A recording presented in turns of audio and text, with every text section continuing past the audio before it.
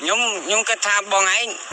គេមកទីនេះដើម្បីបញ្ចប់ជីវិតប៉ុន្តែខ្ញុំមកទីនេះដើម្បីចាប់ផ្ដើមជួយគេមកទីនេះដើម្បីបញ្ចប់ជីវិតហើយបងឯងមកទីនេះដើម្បីចាប់ផ្ដើមចាប់ផ្ដើមអីគេបងចាប់ផ្ដើមពីបងឯងទៅចាប់ផ្ដើមពីការរកស៊ីទៅហ្មងអត់ទេចាប់ផ្ដើមពីការលក់ទៅហ្មងបាទទៅហ្មងលក់ទៅអែមហួរហ្មងបាទតែបងជឿជាក់ថាបងឯងលើកផ្លាកមួយនឹងទៅបងឯងល្បីខ្ញុំជឿជាក់នៅពេលដែលខ្ញុំអានប្រធានបទខ្ញុំទាំងអស់ប្រធានបទមិនបងប្រធានបទនៅដៃគាត់អូបាទបងសុំប្រធានបទនេះតម្លៃប្រហែលប៉ុន្មានបងរាប់រយលានជួយបងរាប់រយលានចុយមកខ្ញុំខាន់ខាងញ័រដៃបងនេះខ្ញុំទៅសួរយាយខ្ញុំថាការពិតទេខ្ញុំពីដើមមកលេលើដែរតែអត់ដឹងថាក្តីសុបិនហ្នឹងជាអីទេអូបាទដល់ពេលទៅ2021តសួរយាយថាអាចៅតាឯងគាត់ឡើងថ្នោតប៉ុន្តែគាត់មិនមែនជាអ្នកឡើងថ្នោតទេគាត់ឲ្យគេអ្នកទៅឡើងខ្ញុំដឹងបាច់ថាចុយឯងពួយឯងអ្នកជំនួយថានេះ